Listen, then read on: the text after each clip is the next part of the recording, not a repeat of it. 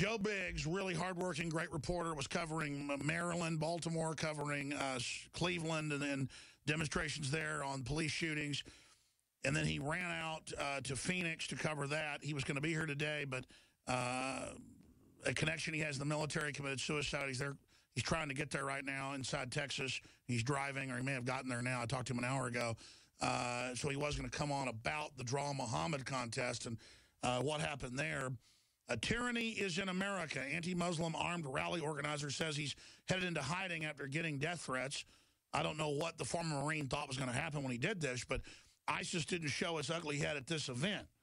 And whether you think it's trolling Islam or not, folks, it is a First Amendment, so you have to support the right to exercise it. Joe Biggs was there. We can actually roll some background video from Infowars.com on the YouTube channel where he was 4 hours of it right there. But Joe Biggs, you want to tackle the First Amendment issue and this historic event in Phoenix, or do you want to get into 22 suicides in the military every day, an all-time record high? You add that to the don't treat list. It's just a true crisis. Well, I'll get to the Draw the Profit event in Phoenix first. And one of the things that the First Amendment, the Second Amendment, well, the Second Amendment was huge in play in this event, because you have to look back at the acts at Charlie Hebdo. Now, these people don't have the right to carry, and they were essentially slaughtered. And I think, when the attack in Garland happened, we have the right to protect ourselves. The police officers were well armed. They neutralized the situation. And when they promoted this event in Phoenix, they said, hey, we're going to have open carry as well. So you think a couple of lone wolf gunmen are going to show up to an event when there's upwards of 50 to 60 people packing assault rifles, handguns, Mossberg 500 shotguns? They're going to cause something? No, because they know they're going to get taken down. And let's be clear. I saw the chopper footage. It looked like about 500 people conservatively. You're saying about 60 of those were armed. Yeah, on the side that I was on, because the police had split up both sides. They had the Muslim, pro-Muslim side on the side of where the mosque was, and then we were essentially pushed onto another side and separated. Now, both sides had peaceful people, and both sides had extreme people. There was a group of young Muslim men who were calling to gang rape some of the girls that were on the side that I was standing on. Now, that's not very peaceful. Yeah, what is it about radicalism that it's into raping women? I see that all the time. Why do feminists promote that? I know feminists love radicalism. Why are they so into it? I just don't understand it. I mean, the entire thing about feminism is to empower women. Rape completely degrades. I mean, that's wrong. So I don't get how that somehow crosses over into that whatsoever. But, I mean, I heard some vulgar stuff on both sides. And I can understand both sides. The side on the Muslim side, they had a sign that said F ISIS, but not Islam, which makes complete sense. You can't demonize an entire religion because of a few bad apples. Just like with Christianity, there's been some extreme people on that side as well. So a lot of people out there think that, because we're out there covering it, and I was supporting the Second Amendment by having my HD firearm on me, that I was basically trying to incite violence. Negative. The reason that we carried guns is because there was a legitimate threat that ISIS could come, and they had vowed to attack that area. I'm not going to be a victim, and I'm not going to let American lives be lost by a bunch of cowards who are just going to roll up and just start shooting people. Well, Joe, you're defending the Republic now in America with that gun on your back, even more than when you were in Iraq and Afghanistan. So we salute your continued service as a servant to the Republic, so great job. Thank you. I mean, it was a great show to show people across the world that when you have an armed society, there's going to be less things. It's like I went to the gun show last weekend. I flew back from Cleveland. I was in Austin for a day or so, right before the flooding happened, and then flew back to Cleveland. I went to a gun show. No one was killed. No one was shot. There was guns everywhere. People were carrying rifles. Everything was fine and peaceful. People were out there just wanting to buy weapons. Nothing happened. And just like the fact that we showed up to Phoenix with our gun, nothing happened. People were able to demonstrate. People were able to protest peacefully. Yes, that's right. The Second Amendment was there clearly defending the First. I want to talk about a perfect storm today. And the perfect storm I'm going to discuss is a really good perfect storm. I have prayed, literally, to be able to find a high-quality gun sponsor that is affordable and that is extremely well-made and effective that I can promote to my audience. About 6 months ago, we get contacted by Head Down Firearms, hdfirearms.com. Low cost compared to competitors, super high quality, super lightweight, super accurate, and the experts salivate over it and love it. Their entire line of 5.56, 308, and their accessories are simply amazing, and it's designed by battle-hardened vets that know what they wish they would have had. You need to go to hdfirearms.com today, or you can visit headdownproducts.com. That's headdownproducts.com. Again, I want to thank all of the affiliates out there that pick up the broadcast. It shows that America is still alive and kicking, that a show like this can be on over 170 AM and FM stations, that cable and TV stations, without even really asking, are already picking up our video feeds and carrying it around the country. It is a blessing. It is humbling, so I thank you all for your support. I don't want folks to think I'm arrogant. I'm bold in my fight against the globalists, because that's what it takes to get people out of their trance and to lead folks. And it's bold to see 60-something people armed out of 500-plus folks demonstrating for the First Amendment when 2 men from a mosque went to a free speech event in Garland, Texas, and tried to kill people in cold blood, including police who were just there to provide security under orders. It's good to stand up against that. Now, are some of the folks filled with hate for radical Islam? Certainly. Or Islam in general? Yes. Am I somebody that wants to wage war against Muslim countries and destabilize their countries and put ISIS in control? No, that's our government doing that. I don't want the clash of civilizations. I don't want the war with Islam. But that's where all this is going. Joe Biggs finishing up on your 4 hours of live coverage Friday night that was excellent, as hundreds of thousands tuned in just to watch the streams alone. Other points you want to add, then I want to shift gears into the sad errand you're on today. Yeah, so like we said earlier, the Second Amendment really helped protect the First Amendment in this event, and it showed that other countries need to come and take on that American spirit, that spirit, the fact that to be able to arm yourself, that deters other people who want to do harm. That shows what we did in Phoenix, coming out there armed, and everyone still was able to peacefully protest, yet there was no ISIS attack. They always look, they're cowards. ISIS looks for weak spots. That was not a weak target. That was not a soft target. We made it very hard for something like that to happen. And I have to commend the police in that area, too, as well, because the last threat from ISIS was that your guns are not going to be able to stop us. They said no rounds, even though you guys are able to open carry in a lot of states, that will not stop our fighters. And what that means is that the idea of they were going to use most likely a VBIED, a vehicle-borne improvised explosive device.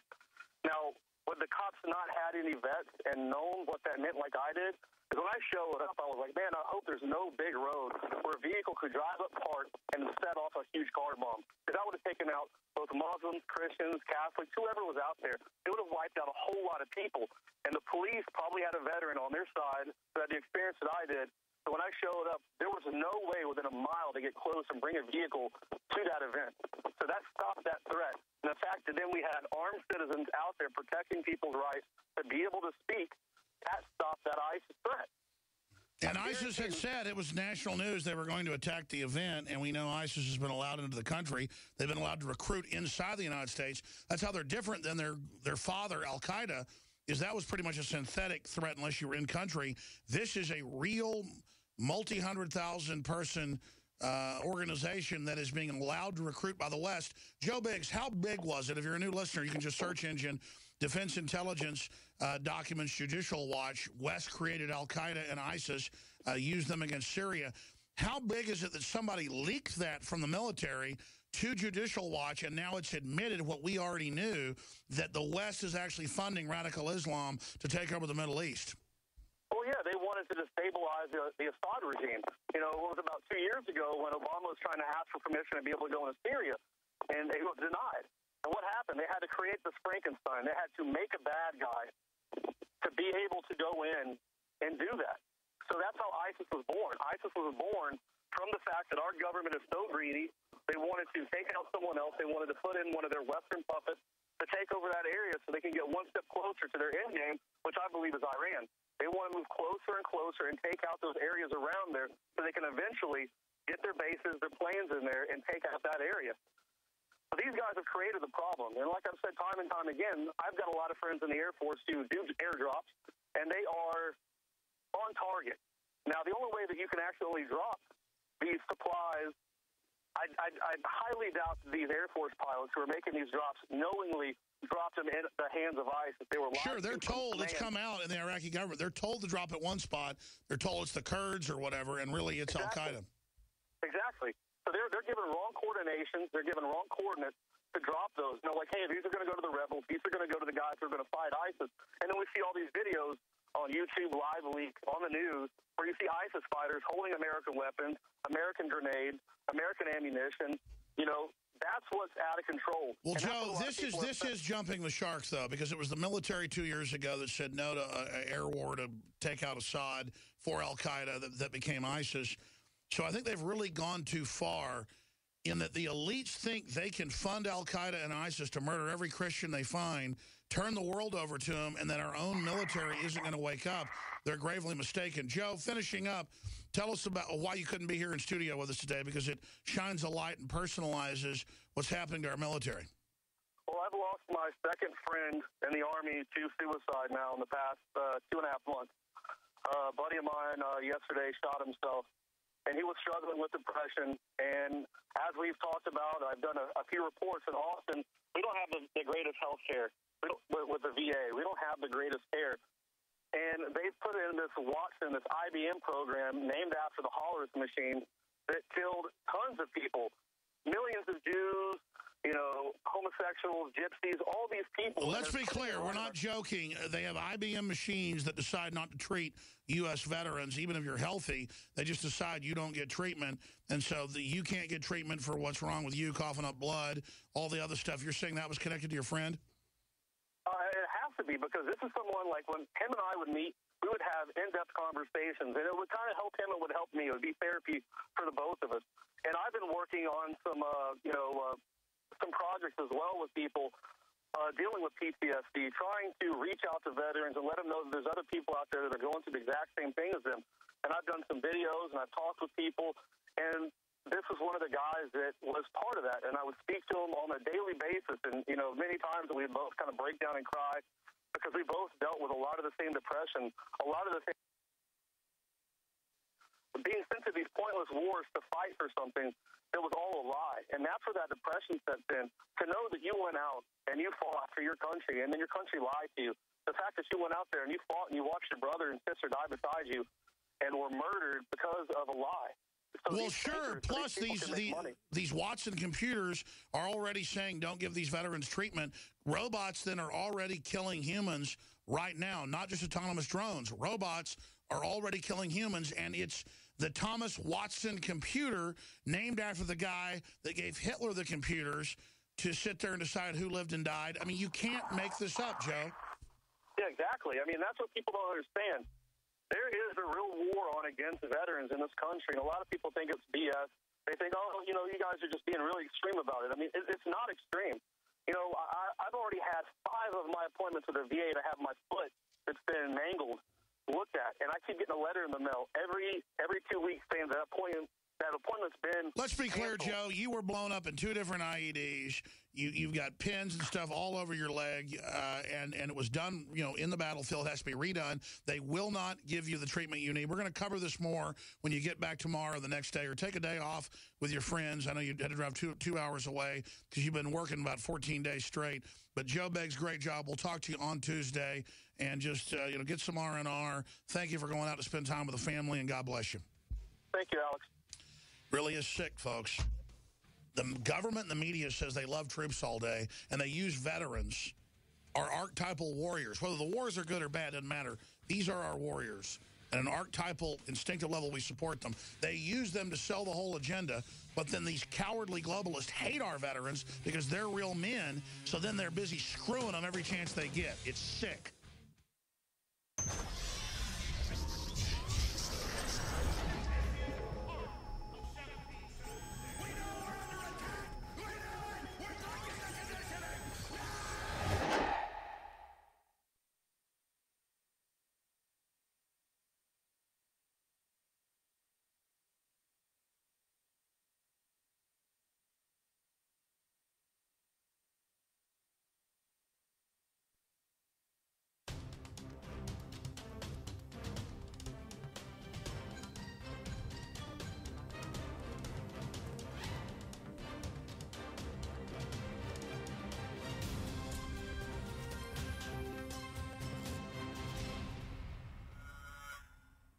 Joining me now in studio is David Knight, and you are watching a very live edition of this InfoWars Nightly News.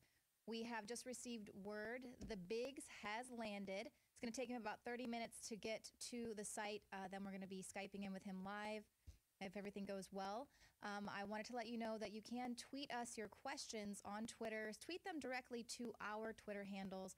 I am Leanne McAdoo. Dew just created a Twitter today.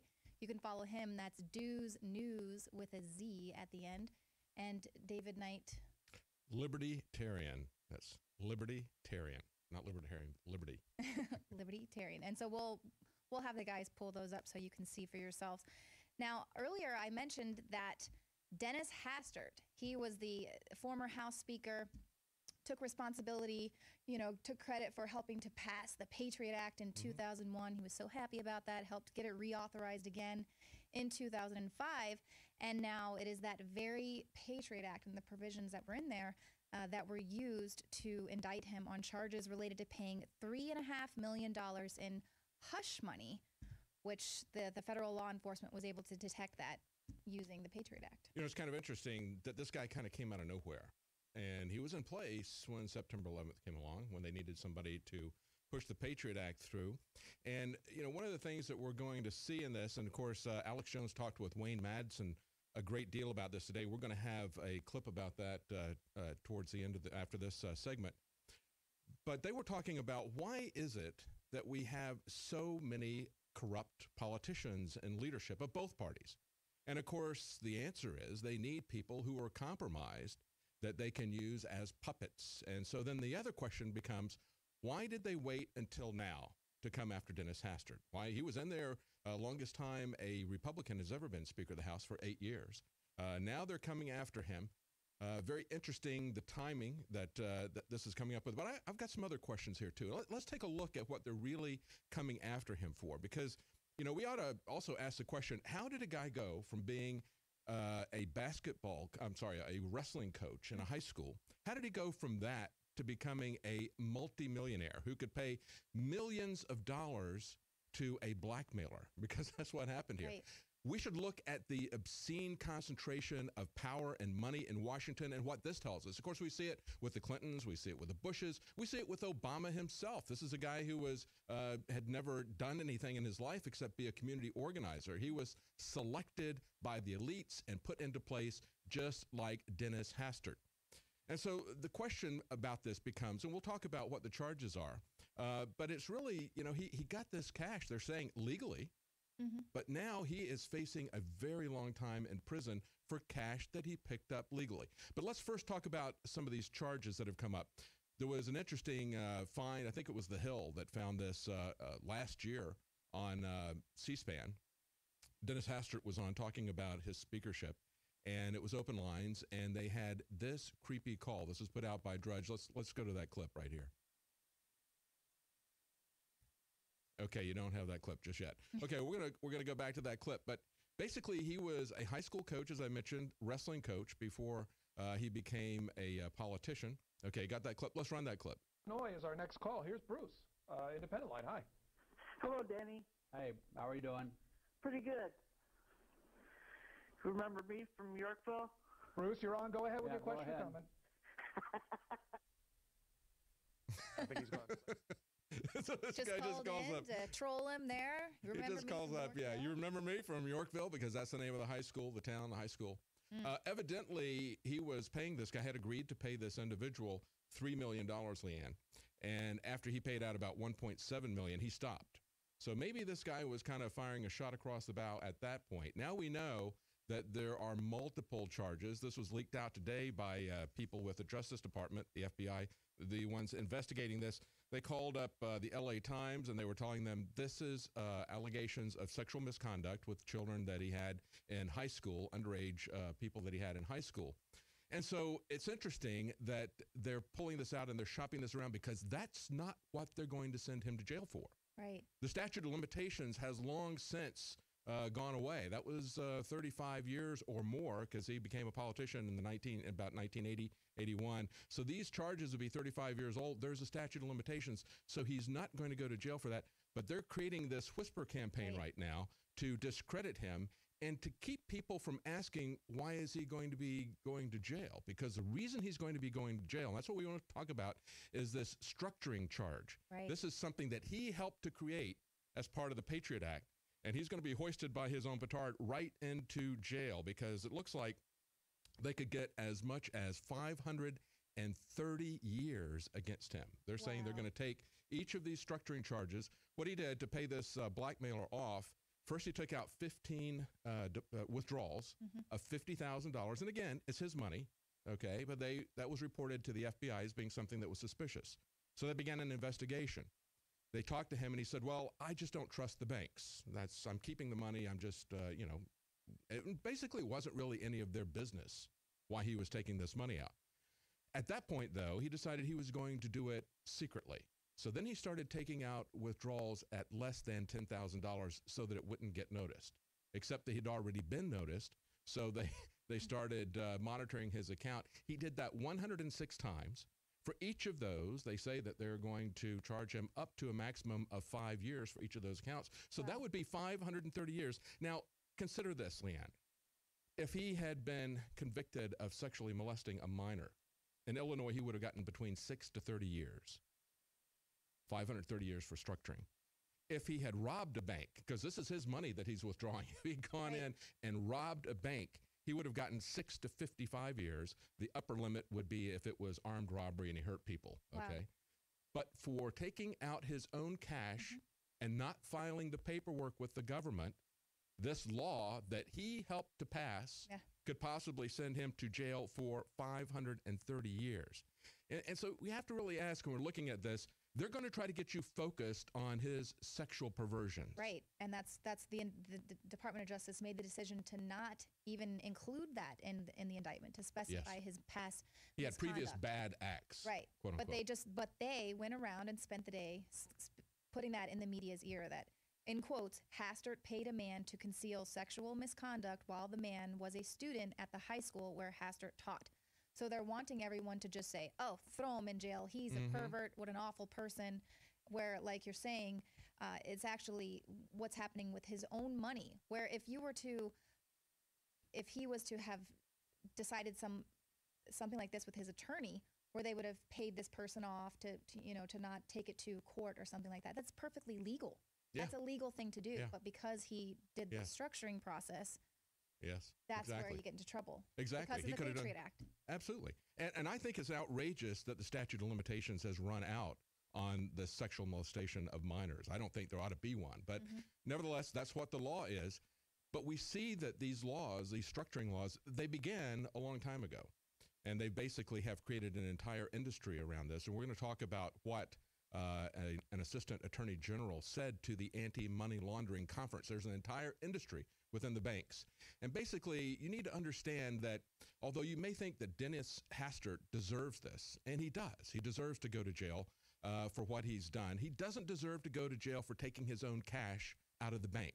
And you need to understand that if you support that, you're in line to have that done to you as well. We've got a couple of cases just to make it just so that you understand and see how this works out for individuals. Of course, we've had people who get their cash stolen from them constantly when they're stopped on the road by the Highway Patrol. We just had a recent case of a guy who was traveling cross country. He had cash on him. He was going to California to start a new business, and the TSA on the trains confiscated that cash. So that is civil asset forfeiture. Now, that is bad enough. But then it gets even worse with structuring, because what's bad about civil asset forfeiture, they say it's civil, so we don't have to give you due process. We don't have to charge you with a crime. We don't have to convict you in court in a trial. We can just merely say that your property was involved in committing this crime, and we charge your property with criminal action, this inanimate object, and seize that property, or they call it forfeit that property, is the way that they put it. So we see that this has affected people in a variety of ways, but we've seen in North Carolina, just within the last week and a half, 2 cases come to light of one attorney from the Department of Justice that's based in North Carolina going after 2 small businesses and taking all of the money out of their accounts. In one case, it was a convenience store. They took $107,000 out of this man's convenience store. In the other case, it was a business. They'd been in business for 30 years. And because of money that they were withdrawing, they said that it was structured. Very subjective, the way they do this. They said it was structured. They confiscated all of their property. This is the way it's been reported. Now, the first guy, the convenience store owner, Lyndon McClellan, had a bank account for his convenience store. It was seized by the IRS, and at first, he didn't understand why. The IRS said that it suspected that he was violating federal structuring laws. Do you understand that? It suspected. It didn't he wasn't even find charged with a crime. That's right. They had no evidence. They just suspected that he was structuring deposits. Now, if you've got a convenience store and you're collecting cash, when you deposit the cash, that may not be any criminal intent whatsoever. And they merely look at the amount of money that you put in or the amount of money that you take out, and they subjectively determine that you were trying to avoid going over that $10,000 limit. And of course, if you've got a business, if you're anyone who's ever had a business, you understand if you're dealing in cash, that's not a lot of money. That is a lot of money for us as individuals. It's not a lot of money for a business to do that. Now, this is what the attorney, the federal attorney, U.S. Attorney Steve West said to McClellan. He said, "Don't go public." He said, "This will only make things worse for you." He said, "It just ratchets up feelings within the agency." Get that? In other words, don't make us mad at you. Don't go public because we'll get mad at you. So he says, here's the deal. I'll return 50% of the money, and we'll stop this right now. He's not going to do that. He went public, and the public was outraged about that. They've now returned that money, that $107,000 to him, which basically would put him out of business. That was his entire bank account that he had for his business. Then we find a few days later, the same U.S. attorney, Steve West in North Carolina, going after another small business. This is a small business out of Raleigh, North Carolina, Tom Bednar and his wife. They said they had a bank account for their 3-decade-old business, 30 years old, Marla Enterprises. They were amazed to find that the bank account was empty. The bank called them and wanted to know how they were going to cover $18,000 in outstanding checks that they had written. So you have to understand the cash flow involved in a business, the amount of money is much larger than you're going to see as an individual. That's why $115,000 is not that much. They just wrote $18,000 worth of checks. Now, in this case, it wasn't the IRS, it was the Secret Service that seized the money, but it was done by the same U.S. attorney. He said, we got no warning, nothing at all. And so this guy did the same thing to them. Again, he said, I'll give you back half of it. And they said, no, we don't owe anything. We didn't commit a crime. We didn't do anything. And he said, okay, I'll give you all of it back except for $10,000. And they said, absolutely not. This is what he had to say. This is what the business owner had to say. He said, my wife and I have run a business our entire lives. It's hard-earned, legitimate money. Why should I give it up and let it be stolen from us, whether it's $1 or $100? Exactly right. He committed no crime. This is a criminal government, and this is the kind of government that Dennis Hastert created. Right. That is still with us, that is still abusing everybody. And then get this, even though they have had some minor reforms of this, they had a Civil Asset Forfeiture Reform Act that was just recently passed. Under that, these people who have had charges made against them by their banks, they've had legal fees that they've had to go through to try to get their money back that was stolen from them by the U.S. government. These people are entitled to get back $25,000 in legal fees. The government just said, we're not going to do that. I mean, this is the law. This is a law that was passed, Civil Asset Forfeiture Reform Act, that was passed to stop these very kind of abuses from attorneys that work for the U.S. government, like Stephen West in North Carolina. And he just simply says, no, we're not going to obey that law. They pick which laws they want to obey, which ones they don't. They violate the Constitution with all of them, and they're stealing people's money right out of their accounts. It's absolutely and who they amazing. want to come after and prosecute, because obviously Yes. the banks are too big to jail. They Yes. won't come after them when they're... Well, and let's understand exactly. That's exactly the point. Look at the largest money laundering case ever, HSBC. They were fined $1.9 billion. Again, that sounds like a lot of money, but not for HSBC. Do you understand how much that fine is? And let me make it clear. HSBC really was engaged in criminal activity. They've come to us and they've said, we need to have this surveillance of your accounts. We need to have this massive system of reporting from the banks spying on you and sending reports to us all the time. We need to have that because you might be doing something, moving cash around to launder money for drug cartels or for terrorist groups. HSBC was